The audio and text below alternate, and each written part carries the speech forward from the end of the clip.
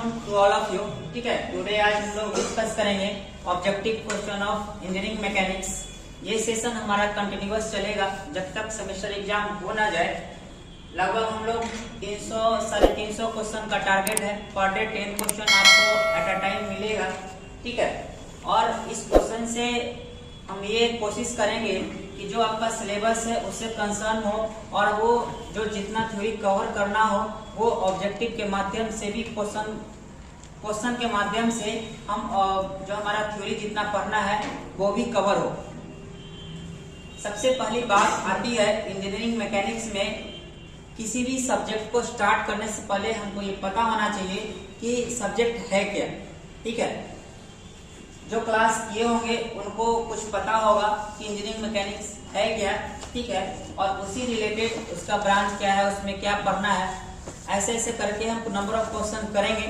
ठीक है, और उस चीजों को समझेंगे। स्टार्ट करते हैं फर्स्ट क्वेश्चन। पहला क्वेश्चन है व्हाट इज इंजीनियरिंग मैकेनिक्स। ठीक है, ऑप्शन है study of body under motion without consideration of force, application of mechanics to issue involving common engineering aspects, study of body only under rest, study of body only under motion। इस question से हम लोग ये सीखेंगे कि कोई जरूरी नहीं कि जो चीज हम पढ़ते हैं वो डायरेक्ट अप्लाई कर पाए। ठीक है, ये क्वेश्चन इंजीनियरिंग मैकेनिक्स है क्या, और ऑप्शन जब देखे तो ऐसा कभी नहीं पढ़ा था कि study of body only motion में रहेगा तभी मैकेनिक्स होगा। ये भी नहीं पढ़ा कि रेस्ट में होगा तभी, क्योंकि मैकेनिक्स में हम तो रेस्ट के बारे में पढ़ते हैं और मोशन के बारे में पढ़ते हैं। ठीक है, study of bodies under the motion without consideration of force, नहीं, हम लोग कंसीडरेशन भी फोर्स के साथ पढ़ते हैं और विदाउट कंसीडरेशन पढ़ते हैं। ऑप्शन हमारा क्या आएगा, B, application of mechanics to issue involving common engineering aspects. ठीक है, क्लियर है। नेक्स्ट सही है। What is mechanics. ठीक है, नेक्स्ट क्वेश्चन है, वो था इंजीनियरिंग मैकेनिक्स, ये है व्हाट इज मैकेनिक्स। पहला ऑप्शन ए में है branch of science which deals with failure analysis. Number B, branch of science which deals with condition of rest और motion of bodies. Branch of science which deals with study of bodies only under the rest. सही है, no. Branch of science which deals with the study of body only when motion.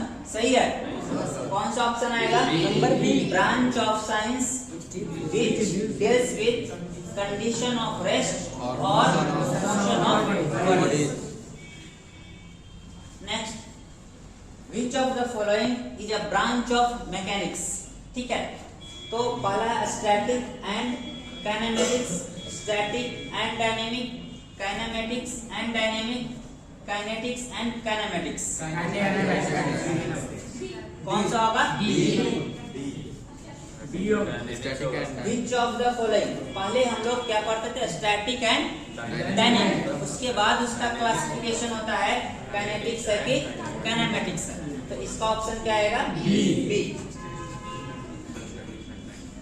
उसके बाद विच of the following is the basic law for mechanics. Basic law of mechanics क्या है, पहला है Newton law of viscosity. नहीं पढ़ा mechanics में, नहीं पढ़ा तो है नहीं। पैरेललोग्राम लॉ पढ़ा, बट वो मैकेनिक्स का बेसिक लॉ नहीं था, वो तो वेक्टर एडिशन था। ठीक है, और न्यूटन लॉ ऑफ मोशन तो सी होगा। ये हुक्स लॉ हम लोग को नहीं पढ़ना, आगे पढ़ेंगे हम स्ट्रेंथ ऑफ मटेरियल, वहां पे हुक्स लॉ होता है। ठीक है, कोई दिक्कत। नेक्स्ट है which of the following is termed as an action of pull और push of a body at rest और मोशन।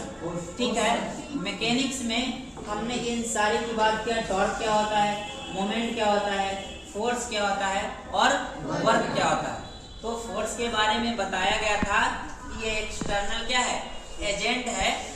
क्या है, एक्सटर्नल एजेंट है which is responsible for push और पुल। ठीक है, तो इसका ऑप्शन क्या आएगा? D, force.